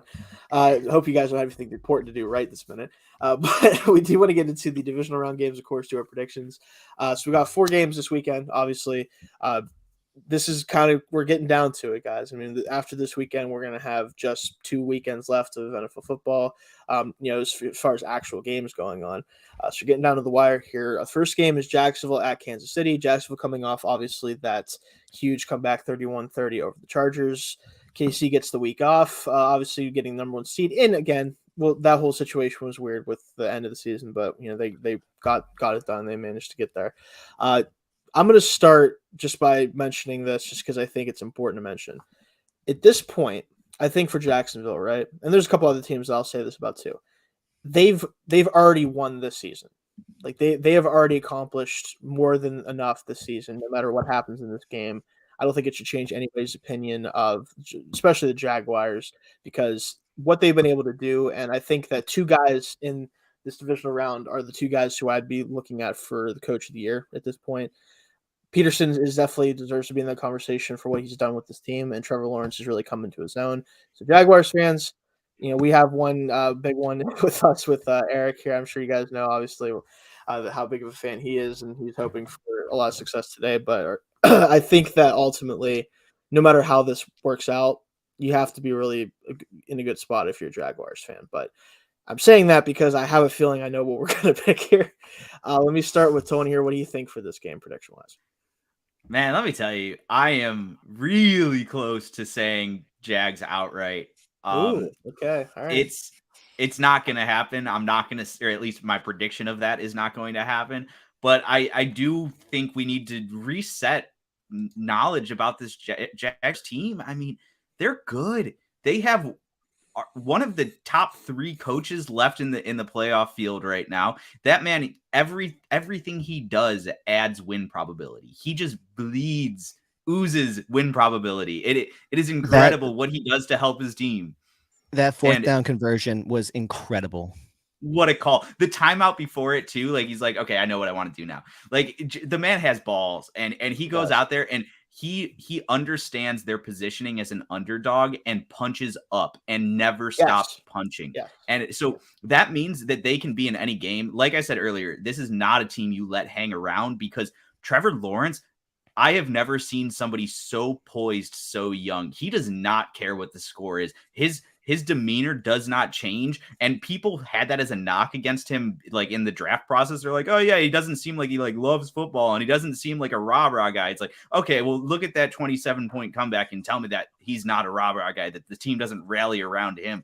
And just everything look at that trip they to do, Waffle House. Yeah, right? Like they make really good plays when they need them, and the Chiefs, they're very susceptible to the slot wide receiver position. Christian Kirk tore them apart last time they played. It didn't result in a win or anything. It was a 10-point loss, but I think they're going to go right back to that. The Chiefs defense is susceptible, but Chiefs offense will eviscerate this Jags defense. Patrick Mahomes had his day with them the last time they played too.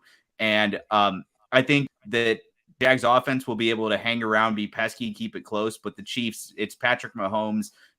End of game situations, I'm going to give him the nod. So I have Kansas City winning 31-27, but I am already on the plus 9.5, and I think you should hammer it, because the money line is in play here, folks. We've got a game. It's a live one. What do you think, Zach? You seem to react pretty strongly. Yeah, I have Kansas City winning 31-27. There we go. That's insane. All right. Yeah, no. Jacksonville's going to hang around in this game. They have played some inspired, fantastic football, and I really think the problems come for them when they are favored. They're still a very young team. It might not be like where it's us against the world. This entire postseason, no matter who they play, it's going to be them against the world, because they are, even though they're the 4th seed, they had the lowest record in the AFC, tied with the Dolphins. So they have a little bit of like, I feel like people are counting us out, which, I mean, rightfully so. They're the Jaguars. They overtook a not necessarily great floundering Tennessee team to make it in, but they're here to play. But the testament, again, this is Patrick Mahomes, and I think there's not much stopping him from doing everything he can to go to his 5th straight AFC championship game, which is absolutely insane. Somebody asked me recently, they're like, who do you want to win? And I'm like, honestly, as crazy as this is, I want Mahomes to win because I want him to win the Super Bowl and take away that title from Tom Brady very quickly, because I'd much rather call Patrick Mahomes the GOAT than I'd rather call Brady, and get it done and over with now, so we can get everybody else in there and we don't have to worry about it. Yeah, so like their window is now. And like I said earlier, they continue to trade away and not necessarily offensive weapons and not necessarily sign the better ones in replacement. They have Travis Kelce, and somehow Patrick Mahomes just makes it work with whoever he gets thrown his way, which I think is the bigger thing about him is, well, he may play in the confines of his system. It really hasn't mattered who you've put around him. That's the difference, I think, between him and a lot of other quarterbacks in this league is give him some dudes. He'll play as long as he has an offensive line. That's the only time we've ever really seen him struggle, was when his entire offensive line was dead. So there's just not much that I can sit here and be like, hey, I'm going to bet against Patrick Mahomes. If this was a different team next week, it's going to be a little bit different, because no matter who wins that Cincinnati Buffalo game, that's going to be a fantastic game. So for me, I do have Kansas City winning 28-20. I do think it's going to be a little bit more of a spread, but I still like the plus 9.5 for Jacksonville. I just think that's a little too high for how that team is playing, especially Kansas City coming off bye week. They might take a little bit to get going, just because naturally you have a little bit of getting back into not so much rust, but you know how it's going to probably be. So I do think Kansas City wins, and I do have a fun game script for you guys that I think is totally possible to play out. So it's 21-14 in the fourth quarter. Jacksonville gets a touchdown with about 3 or 4 minutes left, and Doug Peterson, in his craziness, goes for 2 to try to force Kansas City to have some pressure on them, right? He doesn't get it, unfortunately. Then Kansas City gets the ball back. They get a garbage time touchdown, essentially ice the game over 28-20. That, I think, is a totally possible game script and be very fun for Peterson to go out that way in the playoffs, because it's him, again, just pushing the envelope and trying to put pressure on the team that's favored. But I also can see that kind of working out in his favor, though, too. We'll see if that, ends up happening. But I still take Kansas City pretty comfortably in this one. Next one, this one I think is also going to, unfortunately, and I'm just going to kind of give a spoiler alert for my pick, probably going to be the end of a very, very, very fun season for this team. Giants at Philadelphia. Philadelphia, obviously, with the bye week.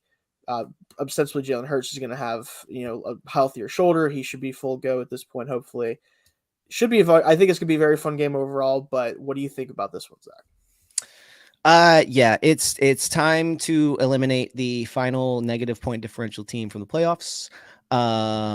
Look, as we said earlier when we were talking about in the recap, the Giants and Vikings are the same thing. It's just that the Giants are a better story, because we've seen the Vikings do this too many times in the past, and we haven't seen the Giants do this. It's not fun anymore, right? It's not fun. No, it's not fun anymore. Your statute of limitations has run out. Yeah. Change things up. So it's gonna be interesting, because I do think that the Giants play some very inspired football, but it's just not going to be enough. This is not going to be the performance that we saw from the Eagles in week 18. This is going to be more like that. I think it was 44-20 or something like that. The first game that they played. I think the Eagles, of all the teams, and this is crazy, I think they're the ones that feel like they have the most to lose because of how the end of the season played out. I think you have a lot of people doubting them, and not necessarily being like, oh, they look vulnerable, they might fall. And I think they're going to take that to heart, because unfortunately this is Philadelphia and they do that for some reason. And I see them probably gearing up to play the best stretch of their entire season. Hopefully what they believe will be next 3 weeks. My coworkers have been asking me for the past month who I think, and I've repeatedly said I can't see any other way in the NFC that anybody else makes it besides Philadelphia, just because they seem like one of the most complete teams. They're a lot. They're a lot. What do you think, Tony? Yeah, I think the Giants are a live dog, but like 80% view of that like the Jaguars that we're talking about, like just they punch up, their coaching gives them advantages, they make the smart decisions, they play aggressive football, they have a fun, diverse quarterback run scheme. They do cool things, but their talent level is just so low. Like they just don't have the players on either side of the football, really. I do think they stick around though, because they are a pest. They just are a pest, and divisional games, round 3, you see it. Teams just find a way to stick around. And I think the Eagles will have some rust to shake off. I think that Philly outmatches them, though, in the trenches, in the skill player positions. Dable and Daniel Jones will make some magic happen. They'll keep things close for a while, but I see Philly pulling away late. I have it Philly winning 34-24. I think it's going to feel a lot closer than a 10-point win. But yeah, I just realized I didn't say my score, and I have the same one as well. Yeah. Hey, you guys. This is nuts. This is getting weird. Today. Yeah. It's either going to be really good for the Eagles, or really bad. We'll find out. It worked out for the Giants last time. So, but yes, I will say, for me, I think that this is going to be a game where Jalen Hurts announces himself again after kind of the end of the season. He obviously gets the injury, had a couple games down the stretch that weren't quite as spectacular as he was earlier in the season. I think he reannounces himself here. And I think that for someone who really doubted his ability to be a starting quarterback as early as the beginning of the season, right? And I will say that about him. He's always found a way to get progressively better. And this is, I think, the biggest leap he's ever taken, at least as a passer, especially, and his ability to run an offense. And I am willing to bet on him getting at this point, and it's kind of going to be a precursor depending on how things go this week. At this point, I'm ready to bet on this team and for him to make it all the way. Now, I don't know if they'll win it all ultimately, but at this point, it kind of like you said, Zach, I have a hard time thinking even a Niners team that is running the way they are. I just feel like the Eagles are the wall that the rest of the NFC has to topple, and I don't think that they're going to topple. I have 31-24 Philly. I think it's going to be a really fun game. I think that Giants might make it a little bit closer at the end. I do think that Philly does win relatively comfortably for a one-score win. And I think Hurts really goes off and, like I said, kind of reannounces himself to the world a little bit here. Moving on to Cincinnati at Buffalo. This is probably, at this point, I know that the line wouldn't suggest that this is the best game of the week, but I think it's going to be the best game of the week. I just feel like Dallas and San Francisco, it's a fun matchup overall, but I think this game is the game to look at if you want to see a truly like big-time playoff matchup. I think it's because it's the most unpredictable. That's part of it for sure. But I think at the end of the day, you have two just absolute rock star quarterbacks playing against each other in the playoffs. A team that made it to the Super Bowl last year, a team that has pretty much everything riding on a Super Bowl this year. Like that's what their only goal is, and that's what it's going to be for the next several years. This one is the game to watch. I think if you only could watch one game this week, I think this is definitely the one, right? And I definitely want to start with Tony here, just because obviously his team has the most to play for or lose in this game. How do you see this game playing out, and anything specifically that you want to talk about with the Bills? Obviously, go for it.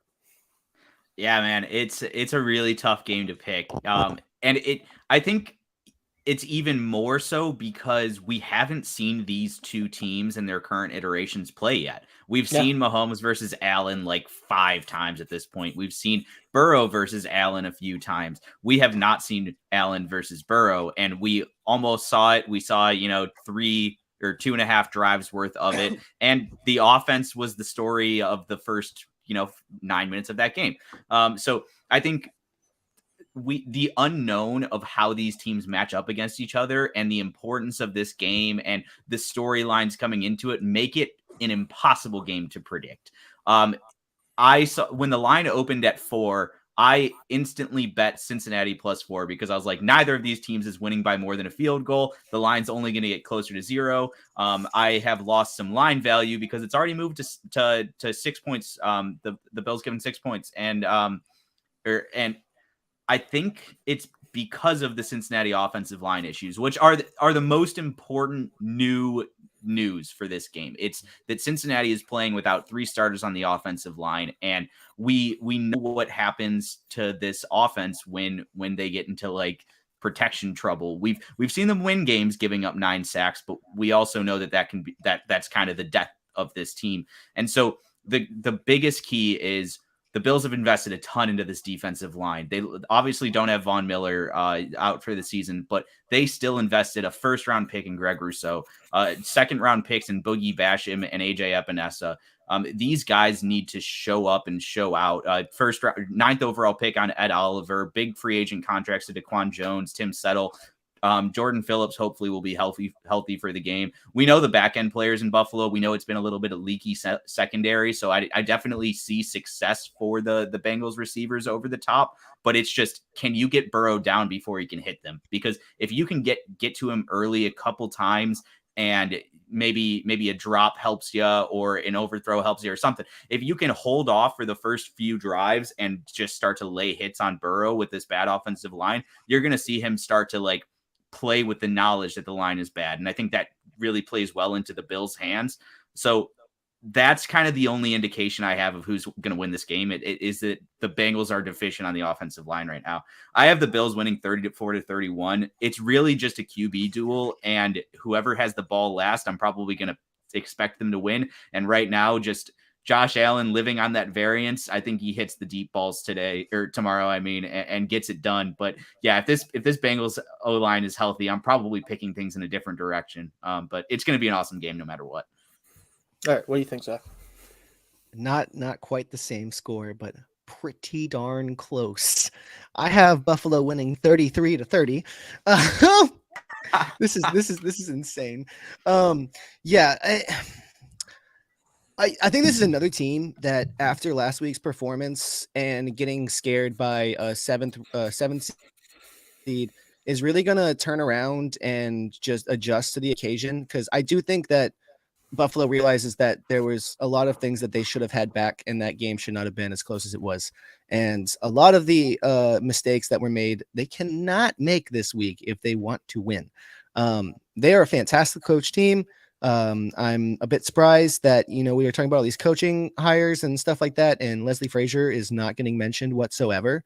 I don't know that that's just he wants to stay in Buffalo. That very well could be the fact. If I were him, I'd want to stay there too. Let's win something. I know last offseason he said he wanted the job and was pissed that he wasn't getting interviews, or at least he got the one like throwaway interview by the Texans, and that was it. He's deserving for sure. Exactly. The NFL has had this love of offensive coordinators and offensive geniuses, but I think we're coming around to the fact that, it's been that time long enough. Now we need some defensive gurus to step in and quiet it down a little bit. But anyways, it's going to be Buffalo's defense, like you said, is leaky, and Cincinnati has T. Higgins and Tyler Boyd and Jamar Chase, and that's going to be monstrous. But that defensive front, I do feel like can do a good job at shutting down Joe Mixon and Samaje Perine, and that is something else that the Bengals have relied on heavily to really like push this offense a bit. It's going to be a shootout. I can't really give one way or another. I just have more faith in Buffalo with having a top-notch offense and defense. And look, the Cincinnati does too, and Lou Anarumo has done a fantastic job over the end of the season, just putting this defense in the best position possible. But offensive line issues are an issue, and it doesn't matter what team you are. And we're talking about the postseason right now. We have seen countless sure thing Super Bowl picks go down a few pieces of their offensive line and just completely lose it. I mean, like I said earlier, the only time I've seen Patrick Mahomes struggle is when he did not have his offensive line in the Super Bowl. Like, you have to have protection. If you don't have the protection, then you're opening yourself up to a world of hurt. Yeah, I think it's a really good point. And it's just to touch on what you said about the offensive minds as head coaches, Zach. In the defense of people who focus on that, 7 of the 8 remaining coaches in the playoffs are offensive-minded coaches. Just throwing that out there.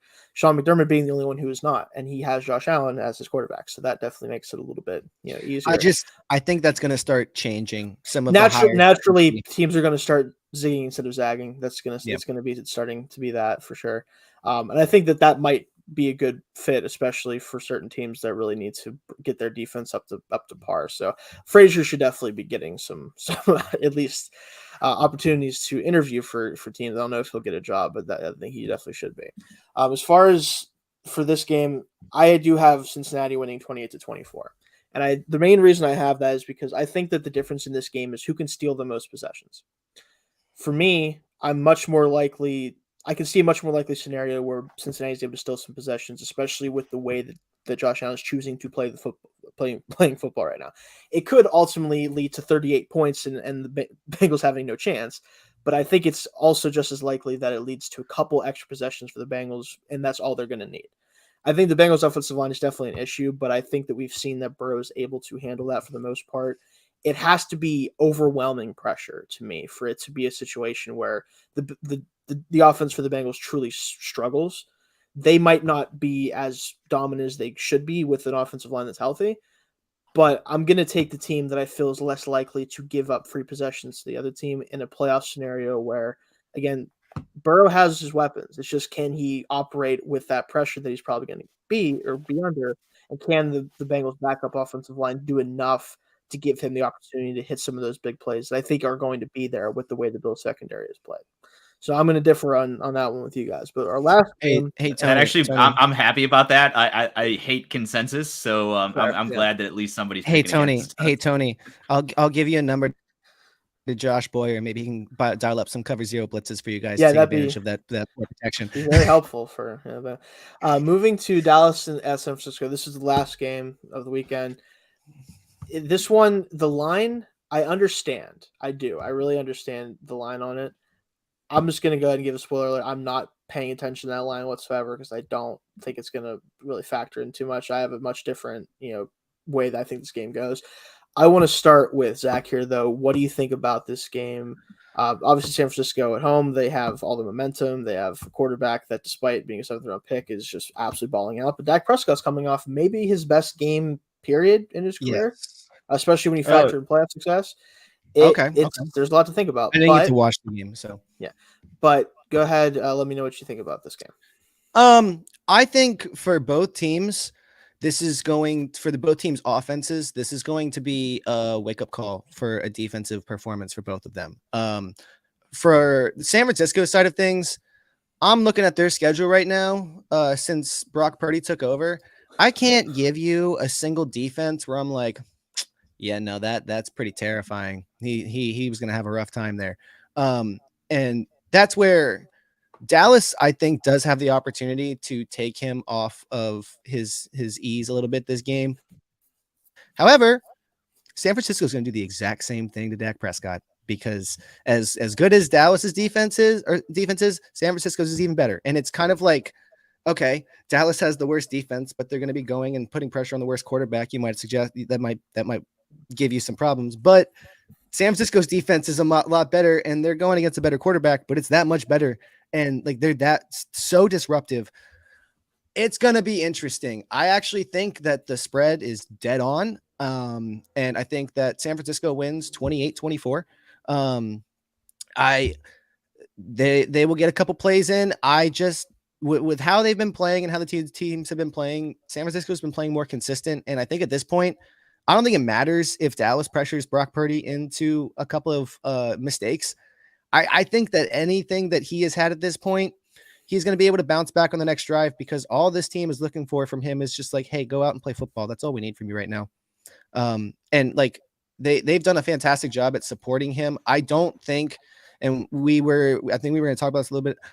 He is not some generational talent that should be decided to be the next starting quarterback. I mean, there were so many times last week where he was extending plays and like the pass was getting there, but that pass shouldn't have gotten there. He got really lucky. So he's just the proponent of a fantastic situation right now. And I think that situation goes another week until they really meet a team that, like we just said earlier, is the wall of the NFC. And I just, Dallas has a problem when the lights are bright and they don't necessarily shine up. I mean, last week, as great as Dak was, we didn't see much impact from Ezekiel Elliott or Tony Pollard, and they've been massive this season for Dallas. If they get shut down again and you're asking Dak to do like have another 100% performance of his life, I just don't see that working out well for Dallas. What do you think, Tony? Yeah, I have a completely different read on this game. So having watched the Monday Night Football game, Dak played the best game of his career, one of the best playoff QB performances I've ever seen. It was a masterclass. If he achieves anything close to that, San Francisco needs to score on damn near every drive. I don't think we're getting that. I think we're getting more of a defensive game, but I'm just saying, if we get the Dak we saw last week, it's game over, no contest. Dak's going to the NFC Championship game. I don't think he's perfect this round, but I do think he's sufficient. And I think last week they didn't need the run game. They didn't use the run game because every pass play was like 20 yards and there was no reason to go away from it. I think they can still pull out the run if they need it. And I think they'll have a nice, well-balanced approach. Both teams, I think, are going to try to just possessions overall and keep this game, lower possessions, less chances for the other side. I give favor to Dallas's offense, even though skill player wise, San Francisco's got the massive advantage. Just quarterback wise, Brock Purdy, man, he's not good. He is hitting open guys and he's making throws that Jimmy Garoppolo wouldn't make, but they're not sustainable throws. And every single game, the 6 or 7 offensive plays that aren't like perfectly designed, aren't wide open, he is putting the ball in harm's way, and he can have a multiple turnover game like that. And I like the way he's running away from sacks. You can't run away from Micah Parsons. I think we're going to see Brock Purdy fumbling the ball 15 yards in the backfield and just handing possessions and points to Dallas's defense. I just think this is the Purdy crumble game because he's about to face a ferocious pass rush and a very plucky defensive back group. So I have Dallas winning 24-20. I think the 49ers defense holds up, but just gets got a few times. And both teams are kind of playing for that low overall plays kind of game. And that favors Dallas. They have the better quarterback. They have a good defense. They have decent weapons, and they just can really get in Purdy's head, I think, and we'll see him collapse. Yeah, I think this one for me, I would love to have more faith in Dallas. I think that overall they're a very good team, right? And I think that it's not really their fault that I'm going to pick the game the way I am. I think it's more of a combination of Shanahan at this point. He's on a roll as a play caller with Purdy. And I think he knows how to push the right buttons to avoid that true crumble game. There's always the chance that he just goes against the grain and throws an interception or fumbles the ball because he's a 7th round rookie that isn't that talented. Like, that's always going to be a potential thing. But I think the reason why this has worked so well is because he's been able to just go to Purdy and be like, hey, I just need you to do these things. And if you can make a play outside of this, that's awesome. But I don't care. Just hit these plays that are going to be open. They're literally always open. The same freaking play had like 2 30-yard or 3 30-yard plays against Seattle. I know that it's a different situation playing Dallas. They're a better team. But as long as I think Micah Parsons, as long as Purdy can get in his head before this game, like, hey, if you see number 11, either throw the ball away or fall on the ground. That needs to be the game plan for Purdy against Parsons. Like, Shannon's just be like, listen, if you see a number 1 anywhere, just get down. Like, just don't worry about it. Get rid of the ball, whatever. Live for the next play. If he can at least avoid the game-changing mistake, which I think is definitely possible because of the scheme that he's running, I think 49ers literally and figuratively run away with this at one point in this game because I think they're going to lean on their run game. I have 31-20 San Francisco beating Dallas. That's how I have the score. I think it's going to be closer than that for a lot of the game, but I think ultimately San Francisco wins out and kind of drives the game down with their running game. I just don't trust this Cowboys team against a team that is this hot and is done this well with their quarterback. And even if Purdy has a couple mistakes, I just don't know if Dallas is going to be able to do enough offensively with those chances, even though Dak is playing very well. This 49ers defense is gross. Like, when they're on, especially, they're just so hard to do anything well against, like running, like no matter what it is, it's just hard to get going. And I think this is kind of the Cowboys' ceiling this year. I think that there's some changes that need to be made for this team from the coaching staff if they want to get over this hump fully. But I think that it's just not their year. I think this is the year Shanahan at least gets to the championship game again. Dan Quinn masterclass as he goes off to be the head coach of the Denver Broncos.